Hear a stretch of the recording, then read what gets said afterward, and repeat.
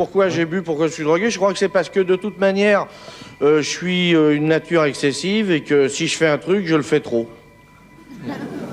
Alors, j'ai mis le nez dedans et puis après, j'ai mis la tête, j'en ai eu plein les oreilles. Voilà. Bon, je Mais remercie, je n'ai pas honte.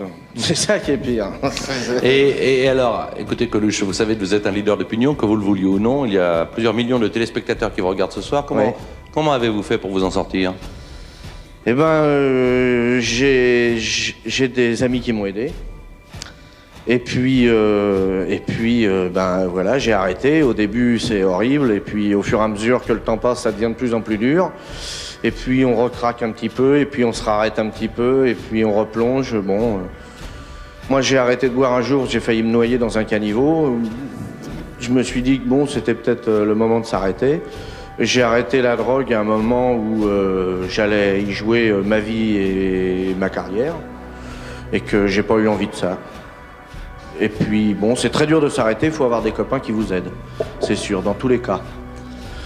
Mais, quoi dire, encore contre la drogue, c'est assez facile de lutter, puisque quand même c'est interdit, tandis que un mec qui est bourré dans un bistrot, pratiquement, on n'a pas le droit de le virer, quoi. Il est venu pour ça, et le bistrot est là pour ça aussi.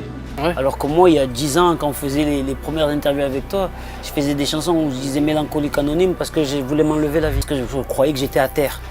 Tu sais, au début, quand tu es jeune, tu commences à faire de la musique, tu es un peu égoïste.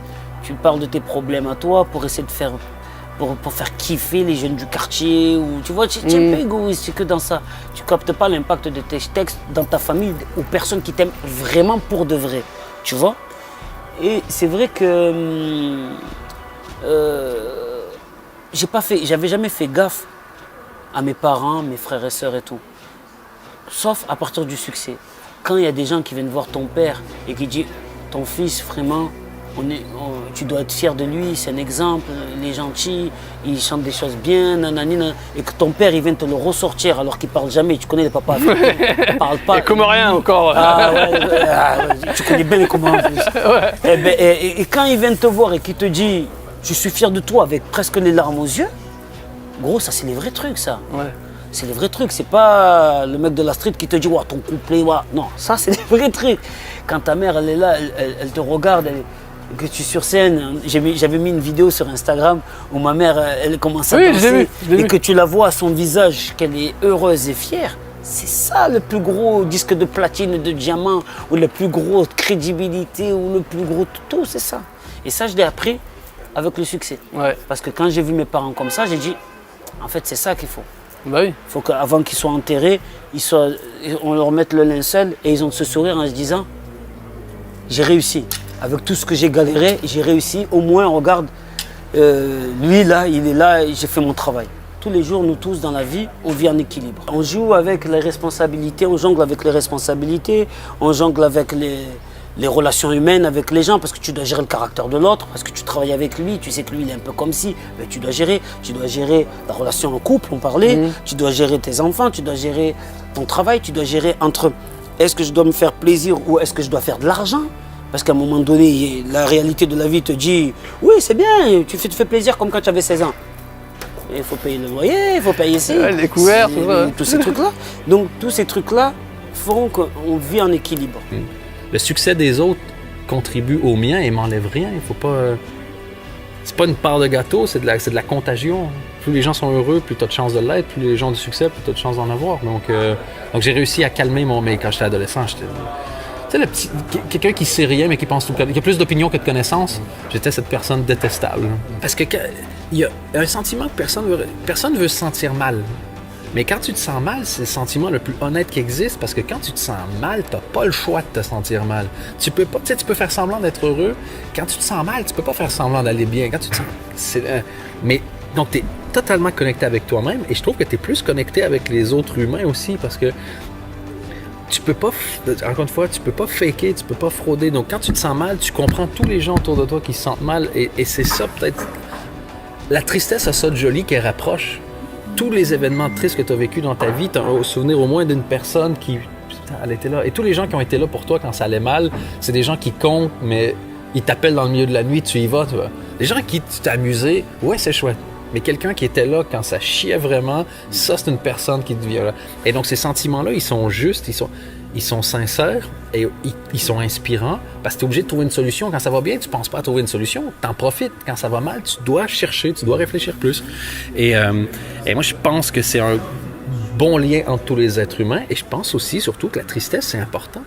Tu peux... un de mes humoristes que j'aime bien a dit... à force de t'empêcher d'être triste, t'as plus que des demi-tristesses et donc t'es condamné à avoir que des demi-joies. Quand tu te sens mal, va au bout du truc. Puis, tout ça. Tu sais, c'est pas un hasard si les chansons tristes fonctionnent et les films tristes fonctionnent. C'est que c'est le plus agréable, c'est que tu arrives à ressentir la tristesse sans être trop concerné. Donc, tu t'évacues quand même. Et moi, c'est un peu ça que je tacle aussi. C'est le fait de vouloir dire que tu vas bien par orgueil, parce que, oh mais non, moi, homme fort, je me sens pas mal. Je dis, putain, les seules personnes qui se sont jamais senties mal dans les 30 premières années de leur vie, il y en a deux, ceux qui disent qu'ils ont toujours été bien. Il y a les menteurs et les psychopathes. Donc j'espère que si tout le monde s'est senti mal, si tu dis que tu t'es senti bien, t'es soit un menteur, soit un psychopathe. Et j'espère que t'es un menteur, parce que sinon, run! Le rater, c'est pas... Tu sais, c'est une phrase un peu cliché qu'on dit tout le temps, mais c'est ultra essentiel. Il faut prendre chaque échec comme une opportunité d'apprentissage. Tous les gens que tu vois et que tu respectes et que tu admires aujourd'hui, c'est des gens qui ont juste persévéré. Donc te mets pas la pression du monde sur tes épaules. Se tromper, c'est la base de l'apprentissage. Être à l'aise avec le fait qu'on se trompe, évidemment, je dis pas que ça fait du bien. Moi, c'est ça mon processus, réussir à en rire, à prendre du recul dessus. Mais les épreuves, malheureusement, et les échecs, il y en aura tout le temps. Et ça fait énormément partie de ce qu'on fait. La créativité, je pense que ça fait assez longtemps que vous êtes des créatifs et que vous êtes dans cette volonté-là pour savoir que c'est pas quelque chose qui se commande. Il y a une phrase, moi, que j'ai trouvée super intéressante, c'est Verlaine qui disait ça. Il disait « L'inspiration, c'est un truc d'adolescent. Les artistes, ils travaillent. T'as pas le choix j'ai pas le choix de produire. J'ai pas le choix de sortir. Donc même si je galère, il faut que ça sorte. Donc moi, mes méthodes, j'en ai plusieurs. Soit je me brise le cerveau. Ça veut dire que je vais pas dormir et pendant 12 heures, je vais taffer. Ou alors, je change complètement ma routine. Je vais écrire dans des endroits où je vais jamais. Je vais parler avec des gens que je ne connais pas. Je vais regarder des films qui semblent loin de ce que j'aurais pu regarder d'habitude. Je me nourris de choses, tu vois. Je change ma vision du monde, je change des trucs. Ma chanson a été présélectionnée sur 7000 chansons. J'étais présélectionné dans les 50 dernières. Puis ensuite, ils en ont pris 20 qu'ils ont imprimé avec un... Et vous étiez dans ces 20-là? Non, j'étais entre 20 et 50, moi. Oh. Voilà. Donc... à quoi ça tient un destin, hein, quand même? C'est fou. Donc du coup, je me suis dit que j'allais être entrepreneur. D'accord. Vous avez raté votre vie, en fait, Frédéric Mazzella, si on y réfléchit bien. Non, on rate toujours quelque chose. Non, j'ai encore plein de choses à faire, et donc c'est plutôt comme ça que je le vois.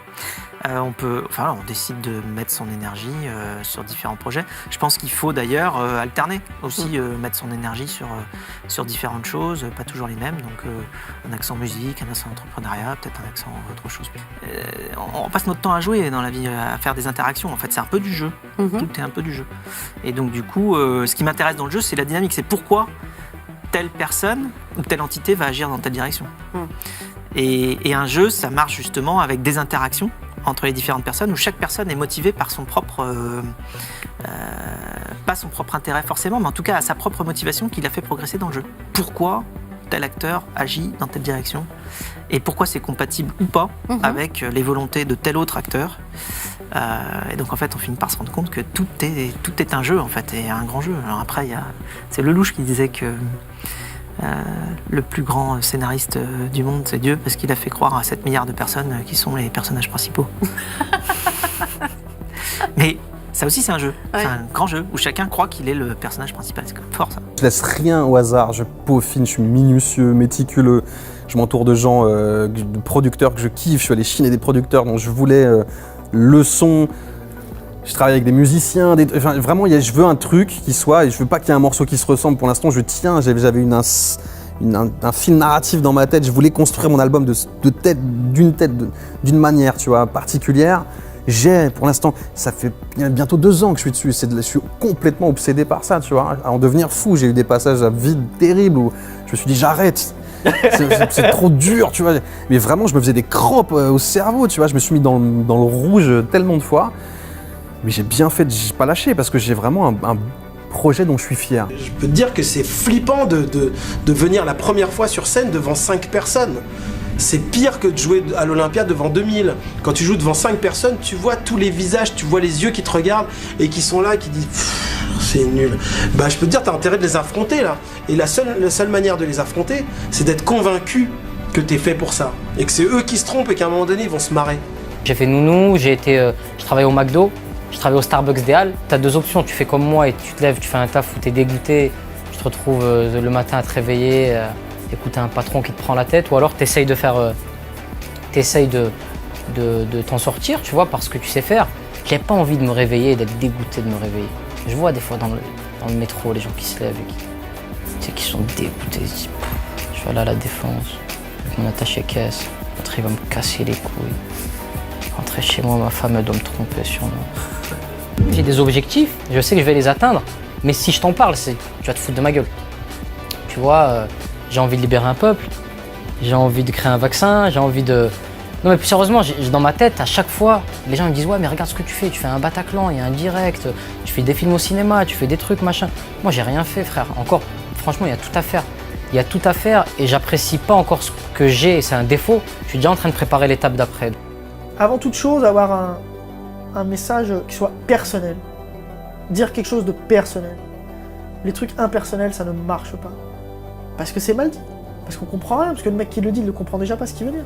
J'ai été tellement touché, frappé, dégoûté, dévasté par les injustices que je voyais autour de moi, qu'on faisait à mes parents, à tout le monde, tu vois, à tous les gens de chez moi. Ça m'a tellement dégoûté que je me suis dit, si t'as le verbe, tu peux tous les défendre. Si t'as le verbe, dans ce pays, il n'y a pas de... Avant même de riche, pauvre, beau, moche, grand, petit, toutes les distinctions qu'on peut créer, il y a ceux qui ont le verbe, à qui tu la fais pas, et il y a ceux qui l'ont.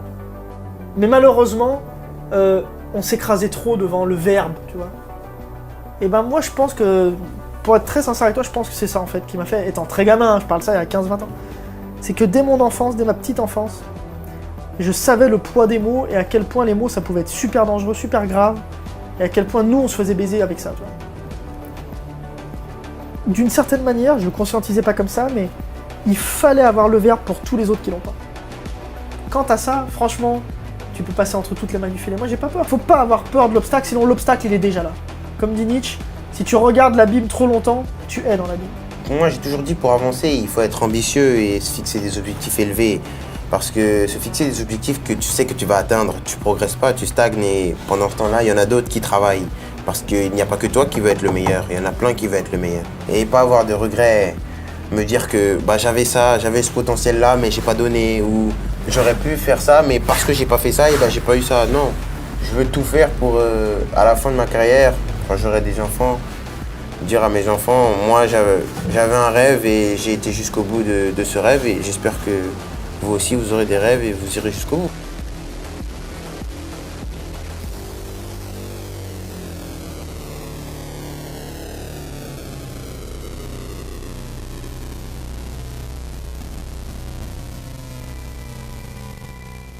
On peut les trouver partout en fait, finalement ces clés, que ce soit dans les films, on peut les trouver très facilement dans des interviews, on peut les trouver dans des discussions entre amis, on peut les trouver partout en fait. Donc j'en ai compilé plein, j'ai compilé plein de vidéos.